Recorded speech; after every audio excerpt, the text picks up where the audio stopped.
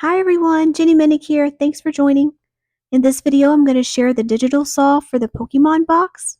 If you haven't already watched the location solve, I would recommend you do that first. You can check out the link in the comments below. Also, if you want to follow along, I'm sharing all the digital solves for all the boxes, so you don't want to miss out. If you've seen my location solve for the Pokemon box, then you know that I've identified the Bronx Zoo as the location. The reason this is referred to as the Pokemon box is because John uses Pokemon Go as a mechanism to explain the treasure walking path to this box. And anyone who plays Pokemon Go knows that this year is the 10th year anniversary for the game. And this is a very important fact to know for this solve.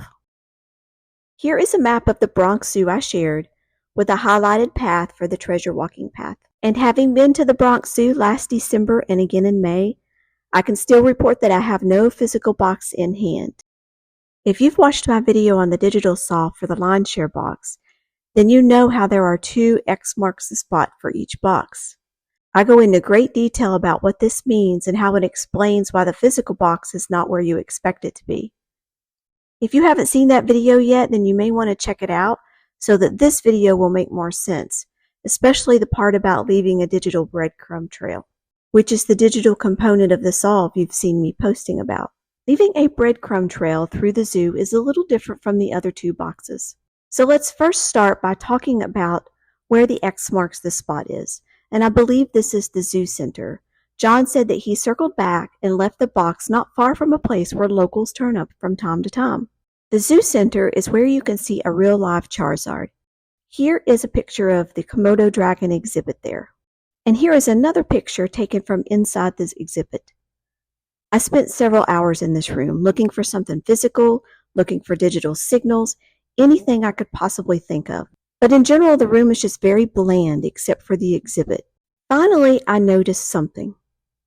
The header above the exhibit was very subtle, but it looked very similar to something that I had seen before.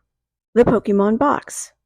Actually, the header is the only ornamental thing in the room. So now that it had my attention, I stared at it for hours as well, looking for a clue. And then I realized I needed a change in perspective.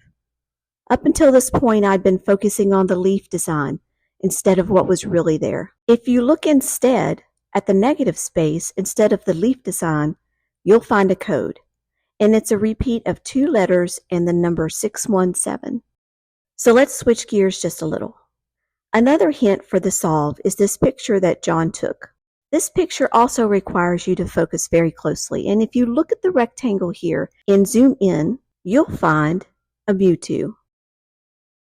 And anyone who plays Pokemon Go knows that this shouldn't be a surprise, because again, this is the 10th year anniversary of Pokemon Go, and the celebration is this summer.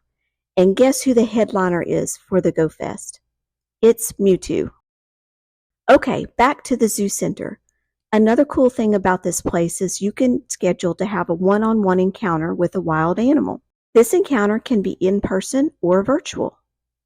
And can you guess which animal I requested a one-on-one visit with? Yes, Mewtwo, of course. And 2 weeks ago, I had a virtual encounter with a real-life one. In addition to having a one-on-one visit with a real-life Mewtwo, I also did all of the Pokemon stuff that John describes in the story. I had Lil Froakie as my buddy.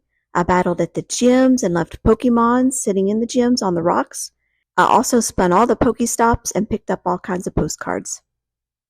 And here's a collection of all the postcards I collected. And if you organize these postcards in the correct order, you can retell the story that John shared with us. So one more thing I did to create a breadcrumb trail through the Bronx Zoo was that I created a Pokemon route to show you where the walking path was. So the next time you're in the Bronx Zoo, check it out. Okay, so now I've shared with you the location of the Pokemon box. I've shared with you the walking path for it and the digital way to leave a breadcrumb.